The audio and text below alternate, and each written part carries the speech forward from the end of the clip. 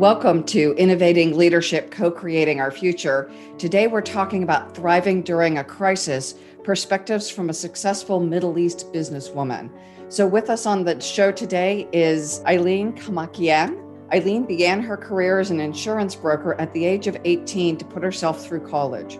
She graduated with a double major in Masters in Finance and Marketing. Aline's skills as an insurance broker allowed her to build one of Lebanon's top 9 brokerage firms. And although she was successful as a broker, she never forgot her love of food, but most importantly, she never forgot her love of her Armenian roots. So she's going to tell you about her journey in opening a restaurant. Aline was also voted Woman Entrepreneur of the Year in the Brilliant Lebanese Awards. She's a board member of the Lebanese Franchise Association, as well as a board member of the Lebanese League of Women in Business, and a successful candidate of the 2014 Vital Voices Fellowship Program. So thriving during a crisis is a challenging feat for any leader. Today, Aline shares with our listeners not only how she encountered the difficult decisions that many faced in the hospitality industry due to the pandemic. She was also forced to deal with the destruction of one of her restaurants during the massive blast that occurred in Beirut, Lebanon in August of 2020. Aline joins the show to share her story, how she adapted to the crisis, how her business endured, and advice for leaders that she's gleaned from her experience. Aline, can you start with a little bit of your story about how you leveraged your Armenian roots and opened your first restaurant? Thank you, Maureen. I was 17 when I lost my father. Living in the Middle East, the love of my mother was to push me to get married, to save me. This is the mentality of things. And I ran out of the house. And I made a point that I will not come back until you stop making me marry. And I started to sell insurance to be able to pay my university. And this is how I started, because it was a part-time job and I had the time to be able to go to my university. This is how I started to sell insurance. And from this point, selling insurance, I made my brokerage firm. But I always had the dream of my father. My father used to dream to open a small restaurant to introduce the Armenian culinary heritage to his friends and surrounding. Every time on Sundays, we used to cook together with my father. So this dream, it was in me. And I vowed someday to open a restaurant. But I never thought that I will be personally opening a restaurant. I thought that I will be a partnership. I will go to partner with someone. In 2003, I found a location and I said, this is it. I'm going to build the restaurant here. And this is how I started the Armenian restaurant. I put Mayrig as a name. Mayrig means mother, because I learned from the skill from my mother and it's the dream of my father. So this is how Mayrig started in 2003. It was like a small restaurant. I said, I will make it maybe or not. And today, after 19 years, we are the leading Armenian restaurant. We have franchising in KSA, in Armenia, in Maldives with Four Seasons, and we're looking forward to open other locations. A dream of my father, the skills of my mother, and the stubbornness of mine made this restaurant come to reality. Oh, it's just a beautiful story. Thank you for sharing more of your journey for listeners to help understand, one, how you got here, but so often, especially for younger listeners, when we hear of other people's success stories, we don't understand the challenges they face to get here. So would you share with our listeners one or two of the challenges, and then we'll also move into what was it like to run a business in the 1990s in the Middle East as a woman? First of all, when I started, so it was 1987, when I started to sell insurance. In Middle East, when a woman sells something, that means she's selling herself, whatever she's selling. So my job to sell to usually the men, the business owners and everything. So I was all too exposed or more for men. So every business meeting, almost everyone, was also as sexual harassment. You had to defend yourself or do in a way to remove that part, be professional. I'm not very sexy person. I'm very tomboy a little bit. So regardless, It was one of my major challenge was every time that I was suggesting to someone for the insurance, everything was turned to sex. This is my main challenge, one of my main challenge. Second, starting at 18 years old, no one took you for serious. You're young, and especially insurance. Insurance is something very serious, very financial. You had to prove yourself that you're serious about it. This is from the insurance part. From the restaurant part, being a woman again in 2003, after so many years of experience in insurance, being a broker, you don't have a fixed salary. So automatically, you cannot take a loan to start your business because you don't have a fixed income, fixed salary. Plus, living in Lebanon, as a woman, you cannot take a loan. You have to either your father or your husband or your brother sign your loans. Otherwise, you as a woman, you don't exist. So to be able to do that, since my father was not here, I'm not married, my brother was not in Lebanon. So I brought in my cousin, whom after 17 years, he kind of stabbed me at the bank and wanted to get out with the maximum. So to have just a man to sign with you for the loan, to be able to take that, and you do all the work and then take it away from you. So this is another one. And like these are major three that comes out of my mind that I can share with you. Each one, of course, took from your life 3-4 years of struggling to be able to overcome. Nowadays, to tell you that there is a difference between women and men in my shoes today, no. Because I pushed men to kind of see me as a business person, not a woman or man. This is now at 52. Okay, I started at 18. So you have to build this and you have to overcome this. Yeah, I would say as a woman, even in the US, I've had struggles and it seems better. But I'm also in my 50s. So it's going to be a different encounter now than it was in our teens and 20s. The sexualization, especially as a young businesswoman in a Middle Eastern culture, how did you build your business and combat the sexualization early on? Because again, I assume we have young women listening who are still encountering these challenges. Back then, talking about it was a taboo. You couldn't come and tell your boss that this is what's happening. So what I did automatically was I was dressing very tomboy, extreme tomboy dress. And the second part was that when I used to explain the insurance and they turned it to another subject, I used to go with them with the subject, talked about it, make a joke out of it, and put it as if it's a third person. And come back and say, now that we finalized that issue, let's come back to here.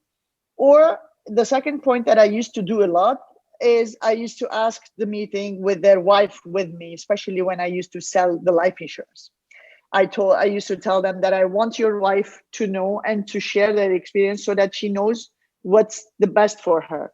And this really was very important because from the beginning, I used to stream who's a serious interested in insurance or not.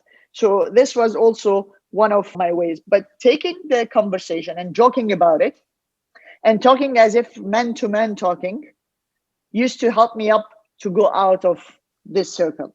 And a lot of them I lost. One I remember very well. One told me he was very pissed at the end. He said, tonight you come to my place and we signed a contract. I said, perfect. We'll see your wife also. He said, my wife is not here. He said, if your wife is not here, let's go to a restaurant or to the office and do it. He told me, you don't want to mix work with pleasure. So for me here, it was, I knew that it was here, the end, no more contract.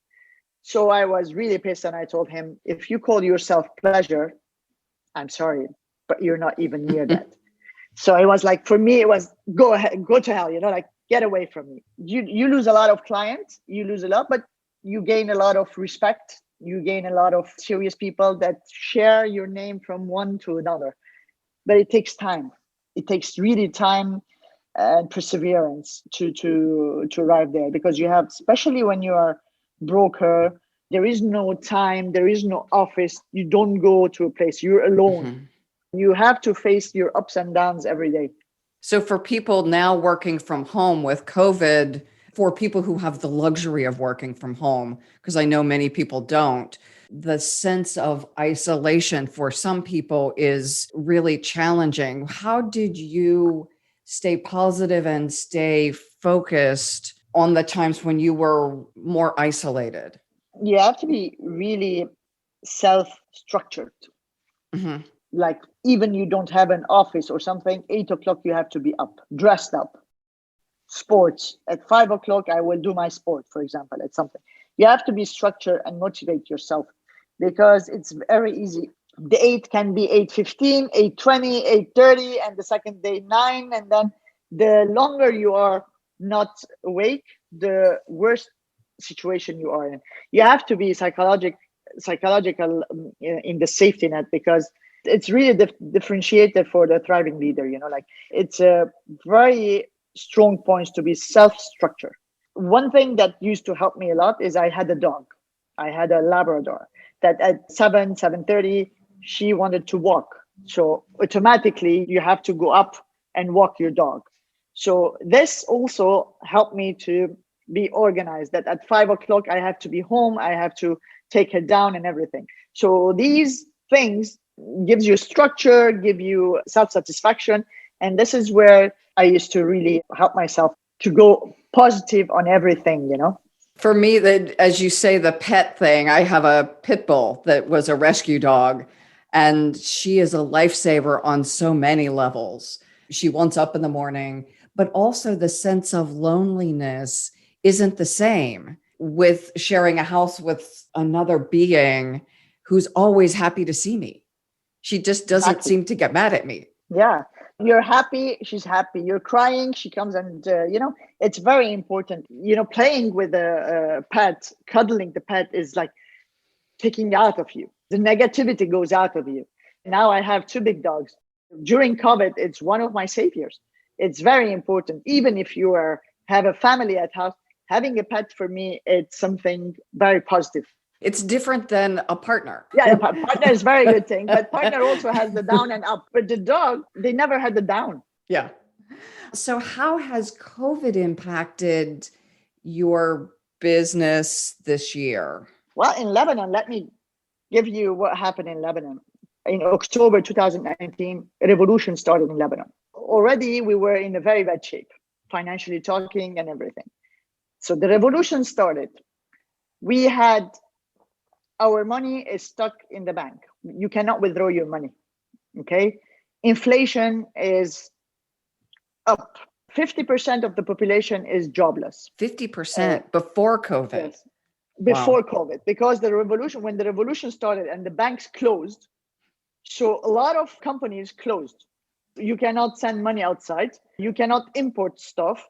Lebanon is basically an importer company. You don't have anything. The industry inside Lebanon is a continuing industry. It's not from scratch. Okay, so plastic is important, iron is important, glass is important, all the medicines are important. So all the country is made basically on tourism, services, and banking sector. Today, the banking sector is gone. So this was before COVID. And then COVID came in.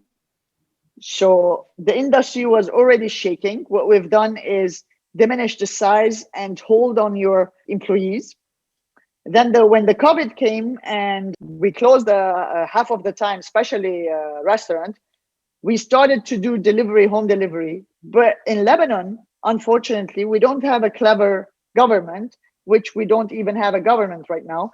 The COVID was something like at 6 o'clock, we close everything, not even delivery. 90% of the deliveries are at 8:30, 9 p.m. No one delivers home at 6:30 in the morning or in the afternoon. So you don't have this. So we created the frozen food. We started to do the distribution through the grab and go, through the mini markets and stuff. So we created this to be able to survive with the COVID. We created an app on the WhatsApp so we can deliver. You choose what you want and we can deliver. I started cooking from home and do an app from it and use my stuff or my restaurant accessory to show how you can use this thing with different recipes. So we started to do, as everyone, through Instagram, through Facebook. This is what we've done through that. On top of this, August 4 came in. I don't know, I'm sure you know about it. It's the third world biggest non-nuclear explosion that happened in the center of Beirut. I was 350 meter, my office is 350 meter away from it. I saw a fire, I got up and I was filming when the big explosion happened. I lost my hearing, I can't hear from my right. I broke 3 ribs, my knee is broken. This is me. We had a management meeting. My whole management team is just, all of them are lost their senses. I mean, my financial controller is one eye 100% blind. The second eye is, he can see only 30%. My operation manager is deaf and he cannot move his right hand. My accountant is, he cannot move his hands. My assistant is half paralyzed from the left side. I have an assistant manager who is half blind. I'm sorry to tell you all this. So when the bomb happened, I was with my management in the office. I was the only one who were the best of them. You know, I was better than them. So I had to do my first aid to my financial controller, carry him 3 floors down when you have all the debris, all the glasses, all the aluminum on the stairs. When I arrived down on the street and I saw the street, I thought there's an apocalypse happening.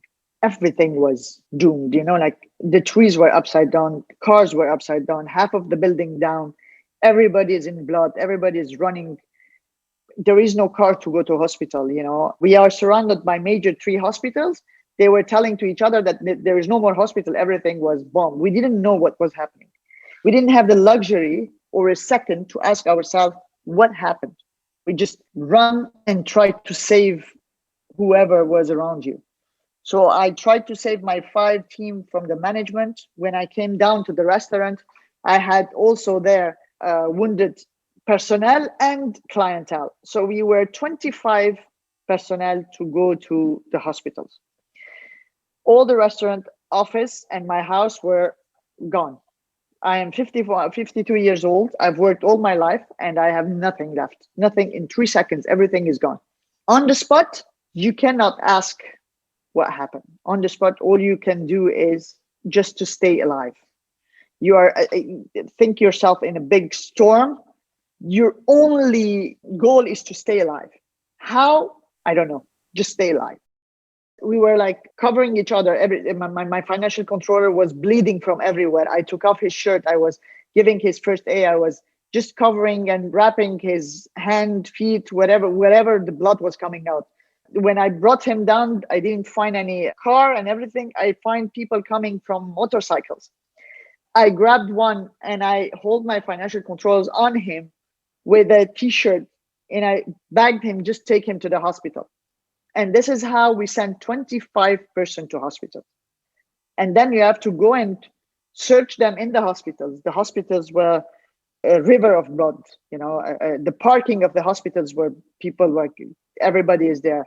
Imagine that the huge bomb in the middle of the center of a country, the center, not in a mountain where there's no one, in the center of the country.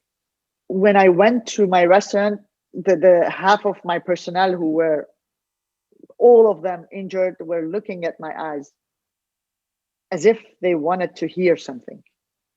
They want to hear that it's something. They want me to tell something. I didn't know what to tell them. I was looking at them and all I could tell them, don't worry, we're okay. We're alive. Let's help each other. Are you okay? Where are you hurt? You are okay. You are okay. You take care of this one. You take care of this one. You know, we were doing this. You cannot walk, I carry you. There was a broken door. I took my accountant on it. We hold him until we find another motorcycle to grab him on. And luckily, my other part of team that were off that day, they started to come, to run to the restaurant. So they were the one who took us to the hospitals also. They teach you in university about crisis management. Okay, they tell you that you should write and you should have a system to follow when crisis happen. I dare, or I bet anyone not even thought about this. Imagine you are at the office talking about strategy, what we will do with this pandemic and what's the next step, and suddenly you're blown up. You don't have anything else. Okay. So first is stay alive. Take your team to the hospital. That's the first thing you do automatically. The second, find your team in the hospital because you don't know where they are, and see if anyone wants them. Give information to their parents because everybody is running to the restaurant. What happened? You have to call the parents and find them. Until 4:30 a.m., 6 o'clock, 6 p.m., the explosion happened. Until 4:30 a.m., I was running into hospitals. I was just making sure that all my team were in the hospitals. The rest who were not injured, I asked them to just try to close the gas of the restaurant, do water of the restaurant to diminish the risk of expanding the case of the restaurant. And once everything was on it, I called my contractor and I told him, come down, we need to rebuild. Why to rebuild such a place? Why do I thought about it? I'm a Lebanese. I've been in war. Okay. Every time is the same thing. I know I don't have a government. I know no one will ask about me. I know no one will help me. So if I don't help myself, I cannot help my team. And with the struggle that we are doing, with everything that is happening today, with the COVID, with the revolution, with the banking sector that took their money, if I don't make sure that I have sustainability with my team and I can pay their salaries, I know that 65 families will go home. Those people were working with me since 18 years now. This is the major responsibility. And after talking to my contractor at 4:35 a.m., I arrived home, I took a shower, and I asked what happened. Because then, by the way, when I blown up, I lost my phone, I lost my ID, I lost my computer, I lost my office. I'm no one. Literally, I don't have anything, neither passport, neither ID, neither computer, neither telephone. So everybody was looking at me. And on my financial controller, the telephone of my financial controller, my partner called and I took it. I said, I'm okay. Julien is not good. Julien is my financial controller. I'll call you when I can. I don't have a phone. Just don't ask about me right now. That was all the information I could give until I went. Actually, I didn't went to my home because my home also was gone. I went to my parents' home, which is a little bit far from it. This is a major crisis. This is a human mistake crisis. It's not a natural, it's not an earthquake, it's not a hurricane, it's not something. It's the stupidity and the dirty government that made us arrive here. So you have extreme anger, and whether you want it or not, you don't have the luxury of doing a depression, nor cry, nor ask what happened, nor wait to someone to solve something. You just need to go on. So for me, in this, if I want to summarize for me what happened in this, for me being transparent with my team, telling my fear, telling I don't know, telling I don't have an answer, admitting that I don't know, asking about them is one very important point with the crisis that with the moment that we went. This is during the months after the explosion, acting urgently, despite the minimal information that I had, whether it was taking care to the hospital or starting the reconstruction thing, it was really important because it gave kind of security to my team that, okay, we're rebuilding.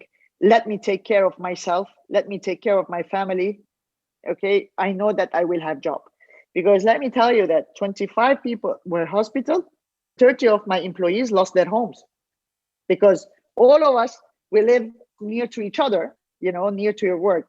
So everyone lost their home. I had to also be next to them because of the dollar and the inflation and everything is happening in the market. None of them can rebuild their houses. None of them, because of the situation. So I also, one thing, it was very important because I didn't have my management team, because my management team was the most hurt. Financial controller is still not coming to work. We are more than 100 days now after the explosion. My financial cannot and will not for another year until he has so many operations to go through. And my operation manager, he just started last week.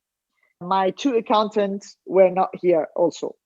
So my assistant is half paralyzed. So I didn't have a management. I only have a leftover of, let's say, a blue collar. So I had to share power with them. I had to empower each one of them to be able for me to continue.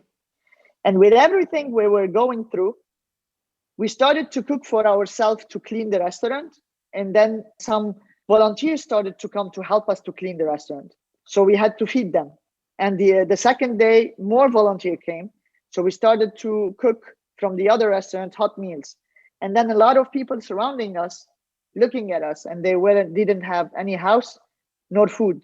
So we started to cook for them. And I arrived to cook 2,500 meals per day and distributed to the surrounding. Little that we know that this action that we started naturally, it was our therapy. Because cooking for the others, distributing food, seeing people smiling when you give them a hot meal, coming and thanking you and hugging you, it was our therapy. And working together, talking about it, crying, laughing, every time saying, you were here, I was there, no, you were here, like this talk when you are in the group, that everyone passed through it, you need to talk about it. You need to tell it. So this also, it was, for us, it was another way of standing up, telling people that we are here. We are broken, we are wounded, we are hurt, but we are here for you. So we are here together. And I guess this also comes from your goals, your values. If you follow your values and you are still there, somehow, somewhere it shows. I mean, like sharing the food, distributing the food, being together, keeping the culture, being for each other. For me, most important is my team. And as long as my team were okay, I'm okay. And everything that I've done, it was just to keep for them the dignity of salary and the dignity of having a work. Because nowadays here, keeping a work is like as if you're like, it's the only thing that is matters, just to stay alive and keep your work. So you cannot anticipate this. You cannot prevent this. You only can be responding or adapting or being flexible, or just allow the adaptability, allow yourself mistake, allow yourself asking for help. It's one of the most difficult thing to ask for help. I had people, I'm an angel investor basically, but today people are helping me with finance, with everything. It was very difficult for me to accept. But I couldn't not to accept, because I cannot help my team if I don't help myself. If I don't allow these people to help me, I cannot be for my team. I cannot help them. So how to remain resilient, flexible, in increasingly unstable, unpredictable times, I think this makes a difference. Sorry for I carry it emotionally, like this is today the team. And the first day that we opened, we were the restaurant that was most hit, most broken. After 30 days, we opened only the terrace. You have to do also this is emergency, this is less emergency, this is, you have to divide your priorities. And I opened only the terrace. And the first day I opened, I personally cook and serve for my 25 team that wounded. And I told them that what we're doing today, it's for them, because of them, thanks to them and everything. And it was for me the most valuable dinner that I ever had. People who lost their senses, who gave their everything to my to our restaurant. Unfortunately, we don't have a government. I don't know what to do with 5 major employees that are disabled. I cannot fire them. I have to pay their salaries. But as a business, I need also someone to help me to be able to have another financial controller, because I cannot work in a blind situation. I need to help myself to help my business to be able to sustain. Aline, thank you for sharing with our listeners and with me your heart-wrenching story. We are talking about the impact of the 2020 bombing in Lebanon on her business, on her life, on all of the people who work for her, and all of the people injured during this incredible crisis, during this bombing, and the impact that has destroyed lives and livelihoods and families unnecessarily. So, Aline, what would you like our listeners to do after they listen to this show? First of all, I would like to tell if I may, life is too short. Enjoy, and don't be attached to materials. Because honestly speaking, we were lucky to be alive. We lost a lot of senses, but we are alive. And being surrounded by people who love each other helped us to be able to continue our lives. My friends created a crowdfunding, and this is what saved us. The operation of the eyes, the apartments of the employees, the rebuilding of the restaurant is all through this crowdfunding. And today I'm keeping 5 managerial positions they cannot do their jobs, but I cannot, as a person, fire them. Although the company needs the job to work, with the hope that they will be better. But this is what I'm doing with the crowdfunding. You can share the crowdfunding at MyReek crowdfunding, either on my Instagram, Aline Kamakian, or MyReek Instagram, Insta at MyReek. That you can find the crowdfunding for MyReek. If you can share our story, maybe we can diminish the possibility of another corrupted government to do the same thing. Thank you. So, because I haven't done much with crowdfunding, is there a website someone would go to donate? How does that work? Yes, there is a website, the crowdfunding. You can find MyReek, and if you type MyReek, you can find it. I can send you the share also. If you can put it on the podcast, it would be easier. Sure. So it is MAYRIG. Okay. Yes. I will happily donate, and I trust that others will as well.